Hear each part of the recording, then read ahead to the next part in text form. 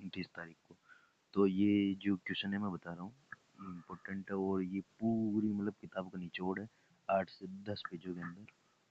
ये वीडियो कम से कम 20 से 25 मिनट तक चलेगी और 20 से 25 मिनट के या 10 से 15 मिनट के अंदर आपकी पूरी किताब का जो है वो सिलेबस कंप्लीट हो जाएगी। ठीक है, तो मैं ये पीडीएफ आपको अवेलेबल करवा दूंगा और डिस्क्रिप्शन में लिंक दे दूंगा, वहाँ से डाउनलोड कर लेना पूरी पीडीएफ।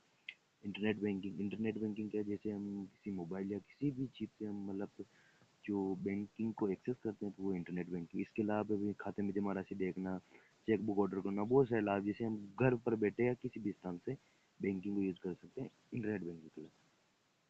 ई गवर्नेंस क्या है, जैसे कि हमने ई मित्र ले लो एक, ठीक है, ई गवर्नेंस, ई मित्र इसमें उदाहरण भी दे रखा है। ई मित्र, ई गवर्नेंस जैसे कि डिजिटल मतलब सरकार द्वारा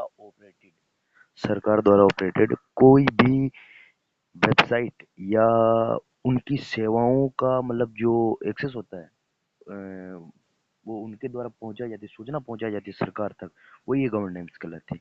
इसका एक उदाहरण ई मित्र है। ठीक है, और ई मित्र से क्या अभिप्राय, अच्छा यही देख लो जो अभी मैंने बताया।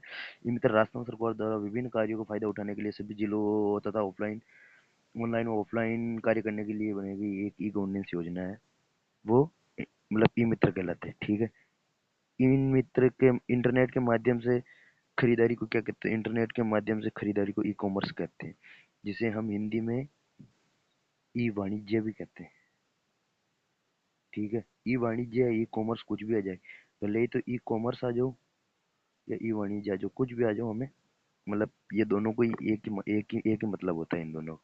ठीक है दोस्तों, तो चलते हैं अपने अगला प्रश्न। ये प्रश्न मोस्ट इम्पोर्टेंट है। ठीक है, ये प्रश्न मोस्ट इम्पोर्टेंट। ओटीपी, ओटीपी का फुल फॉर्म क्या आता है, वन टाइम पासवर्ड। ठीक है, one time password, one time password ये, ठीक है दोस्तों, वन टाइम पासवर्ड इसका फुल फॉर्म होता है। और ये नहीं है, काट दो, कोई इंपॉर्टेंट नहीं है। इंटरनेट बैंकिंग से हानियां, और देखो इतना बड़ा तो तुमको याद नहीं हो पाएगा, मैं तुम्हें शॉर्ट बताता हूँ कि भाई इंटरनेट से जैसे ओटीपी के माध्यम से हमसे कोई पैसे लूट सकता है, हट सकता है इंटरनेट के माध्यम। और ऑनलाइन जैसे कि ओटीपी बता दे, जैसे कोई अनपढ़ हो थोड़ा बहुत तो ये मेरे खुद की पर्सनल नोट्स है। ई मित्र से क्या अभिप्राय, ठीक है, ई मित्र से क्या अभिप्राय। ई मित्र एक गवर्नमेंट और राजस्थान के द्वारा विभिन्न कार्यों का फायदा उठाने उन्हें सभी डिस्ट्रिक्ट में ऑनलाइन तथा ऑफलाइन कार्य करने के लिए बनाई गई ई गवर्नेंस है। वो मैंने बताया था आपको, ये तो सेम ही है, इसमें कुछ नहीं है। ठीक है, ई गवर्नेंस के फायदे, इंटरनेट के माध्यम से खरीदारी, अच्छा इंटरनेट के माध्यम से खरीदारी को ई कॉमर्स करते हैं, बैंक द्वारा प्राप्त की गई सूचनाओं को ओटीपी कहते हैं, प्राप्त अस्थायी पासवर्ड को ओटीपी कहते हैं। राजस्थान सरकार के द्वारा चलाई गई योजना ई मित्र के सारे ऑनलाइन ऑफलाइन सभी कार्य होते हैं वो ई गवर्नेंस कहलाती है। ठीक है, अब वो बैंकिंग वाला वहाँ पे बहुत बड़ा था तो ये मैंने छोटा किया। ई बैंकिंग पासवर्ड के साथ, पासवर्ड किसी के साथ शेयर न करें, ये मतलब सावधानी बरतनी चाहिए। ई बैंकिंग पासवर्ड या अदर प्लेस पर लिख कर ना रखें, जैसे कि हमने, जैसे हमारा एक होता है योनो, योनो होता है, एक बीओबी होता है, जैसे ये ऐप है हमारे एंड्रॉइड ऐप है, इसके पासवर्ड होते हैं, एक तो यूजर आईडी और एक पासवर्ड। जैसे कोई भी पासवर्ड से एक्सेस कर सकता है इनको, यूजर आईडी और पासवर्ड से इनको खोला जा सकता है, एक्सेस किया जा सकता है, इसलिए ये कागज भी इसको कहीं लिख कर ना रखें। ठीक है, ई बैंकिंग यूज़ करने के बाद लॉग आउट कर, जैसे बहुत से बार होता है कि हम, जैसे कोई, जैसे ये मान लो योनो की वेबसाइट, इससे मैंने खोल कर रखा और जैसे मैंने ऐसे लॉगआउट नहीं किया, तो लॉगआउट नहीं करने के कारण बहुत सी बार जैसे हमारे पास फर्जी मेल आता है, इसे टच करने के बाद हमारा एक्सेस पूरा उनके पास चला जाए, तो उसी एक्सेस से ये मतलब पूरी बैंक को खाली कर सकते हैं।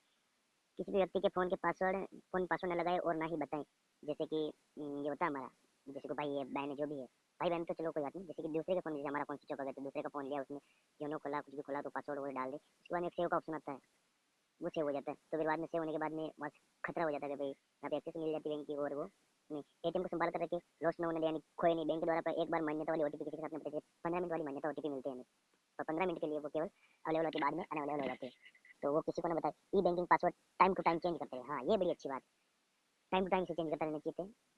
अपना e banking password time to time change करते रहे, अपने बैंक में mobile number and email update करवाए, जैसे हाँ ये मतलब एक मोस्ट इंपॉर्टेंट सूचना, ईमेल, ईमेल जो है, ईमेल से जैसे कोई लॉगिन होते ही हमारा मैसेज आ जाता है कि इस डिवाइस में इस समय लॉगिन हुआ, वो ईमेल हमें जरूर इसमें ऐड करवाना चाहिए।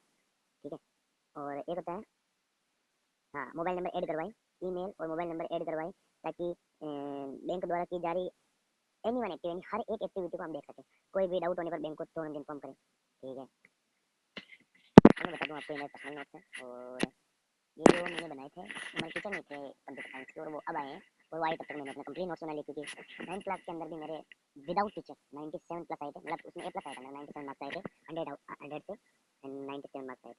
ठीक है, आपको पता है जैसे इसका अर्धवार्षिक का पेपर होता है, नहीं 9th के अंदर तो मेरे मतलब 97% आए इस सब्जेक्ट के अंदर, और 10th के अंदर आपको पता ही है हमारी केवल हाफ ईयरली तक रहेगा, बाद में नहीं आएगा। ठीक है, तो भी इसमें हमको अच्छा परफॉर्म करना है, क्योंकि ये सब्जेक्ट ऐसी सब्जेक्ट जो मतलब आज के समय में बहुत ज़्यादा इंपॉर्टेंट है, ये कभी परमानेंट हो सकती है, इसका कोई कुछ नहीं। What is the digital India क्या है? डिजिटल इंडिया एक बड़ा प्रोग्राम है जो अनेक सरकारी मंत्रालयों और विभागों को कवर करता है, यानी कि उसको मतलब नियंत्रण में रखता है। इसका उद्देश्य भारत को लिहाज से सशक्त समाज और ज्ञान अर्थव्यवस्था में बदलना, इसका ये उद्देश्य है।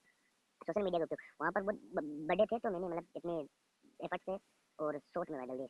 मेंटली हेल्थ पर इफेक्ट और चिंता तनाव, अच्छा मैंने बताया था मेंटली हेल्थ पर इसका प्रभाव होता है, जैसे हम 1 घंटा मोबाइल देख लिया, 2 घंटा देख लिया, जिनमें मोबाइल देखने में हम बिजी हो जाते हैं और इससे अपने को तनाव मिलती है, चिंता मिलती है और अकेलापन महसूस होता है। ठीक है, स्लीपिंग प्रॉब्लम, ज़्यादा देर तक रात को नींद करने से हमारा निंद्रा चित्र बगड़ जाता है और इसके कारण हम मतलब टाइम टू टाइम सो नहीं पाते। इफेक्ट ऑन स्टडी, ज़्यादा उपयोग करने से हमारी पढ़ाई पर प्रभाव पड़ता है। प्राइवेसी रिस्क, जैसे हम बहुत सारे आजकल एआई से बनाना मतलब वीडियो बनाना बहुत सरल हो गया है, एआई से लोग कुछ भी कर रहे हैं, कुछ भी, जैसे हमें अपना फोटो वीडियो कुछ भी मतलब गलत हाथों में जाने पर हमें वो है दिक्कत है इससे। और एक है डाटा सिक्योरिटी रिस्क, आजकल आजकल data security, name DOB other details leak होने का डर, अच्छा ये भी है ना, ये हैकर से प्रॉब्लम है ना हमको, इसलिए सोशल मीडिया के लाभ, ये बड़ी अच्छी बात है।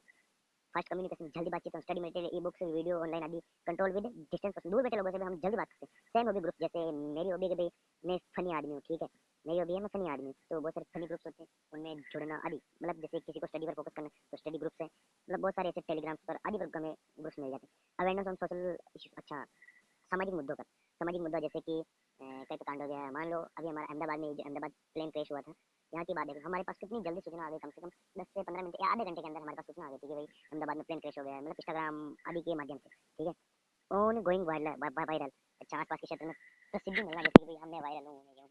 ठीक है, जैसे हमारे मृदुल भाई को ले लो, मृदुल भाई और हमारे यहाँ एलिश भाई, बहुत सारे हैं। ठीक है, शेयरिंग एनी प्लेटफॉर्म, अधिक प्लेटफॉर्म पर पोस्ट साझा करना चाहिए, तो हम इंस्टाग्राम पर करते हैं, डेली काम यही है हमारा। तो ये है इंपॉर्टेंट, एक वेब पेज वाला वो इंपॉर्टेंट।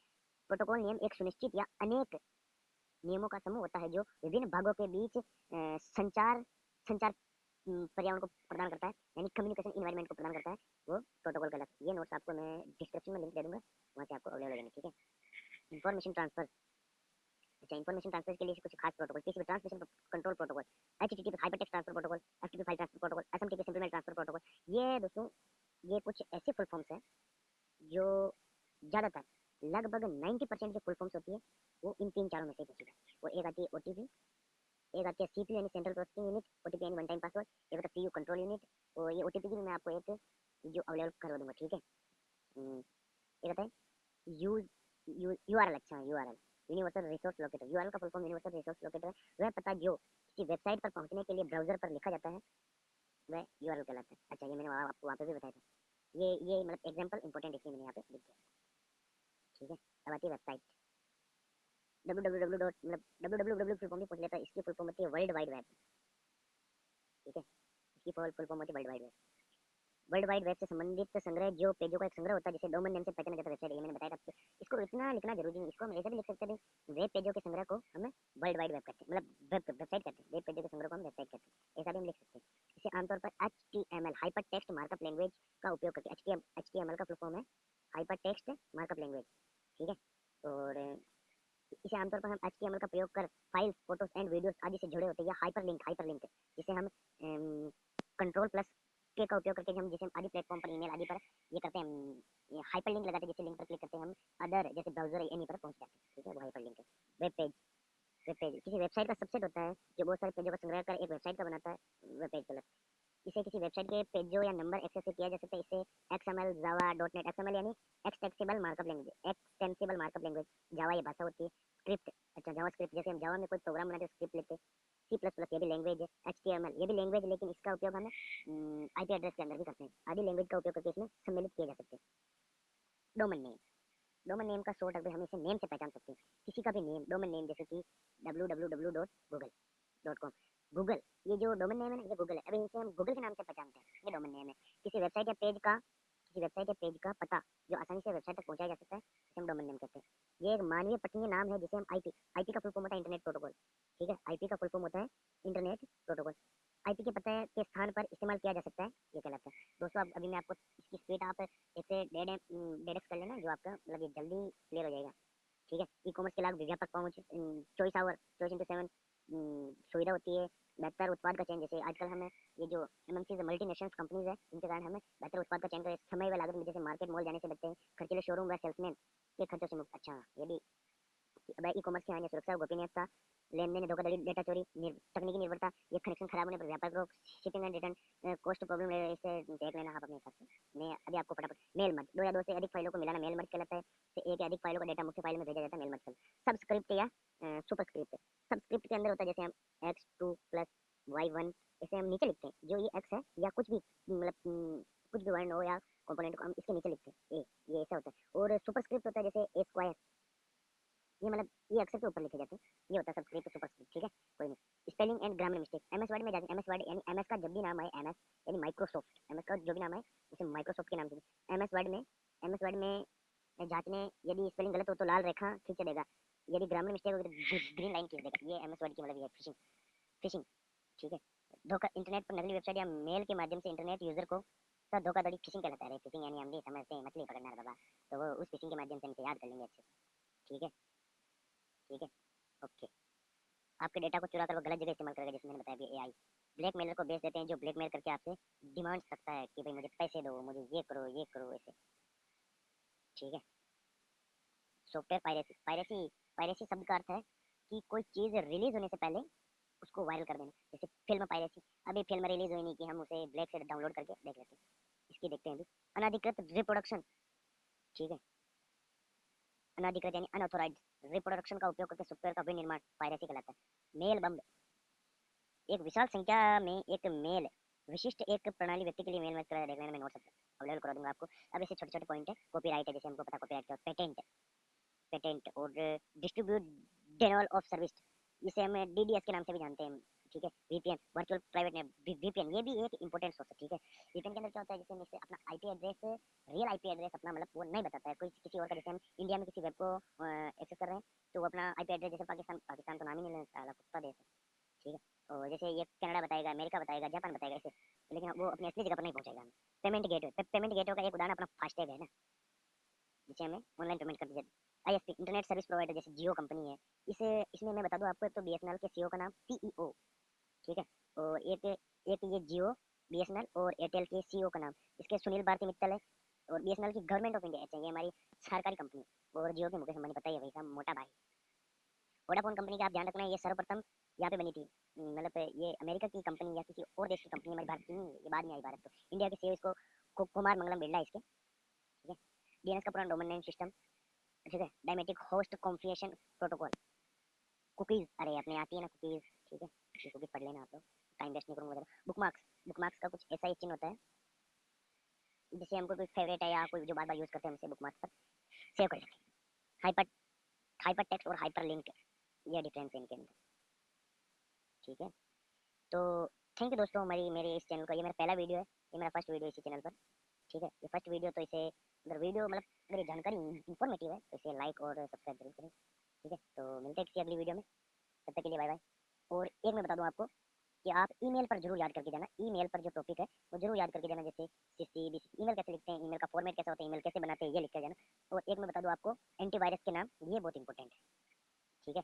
एंटीवायरस के नाम, ये बहुत इंपॉर्टेंट है, ठीक है। और कुछ डायग्राम्स, डायग्राम्स देख लो आप, ये तो ये याद करके जाना, मैं 5 ही लाया हूँ और इंपॉर्टेंट, ये मैं 9th के अंदर भी सेम ऑप्सी या ऑप्टिकल फाइबर केबल के नाम से जानते हैं, ठीक है। और एक ओएसआई मॉडल, ये आ सकता है, वरना ये स्टार टोपोलॉजी, बस टोपोलॉजी आपने 9th में पढ़ी होगी। और इसकी मैं खासियत बता दूं आपको कि ये बीच एक हब से जुड़ा होता है, जो सभी कंप्यूटर को एक्सेस करता है, जबकि ये होती है एक कंप्यूटर से दूसरे कंप्यूटर, एक मुख्य केबल से जुड़ी है, जिसे हम टर्मिनेटर के नाम से जानते हैं। बस थैंक यू गाइस, ये नोट्स मैं आपको अवेलेबल करा दूँ, ठीक है। और मिलते हैं नेक्स्ट वीडियो, बाय बाय।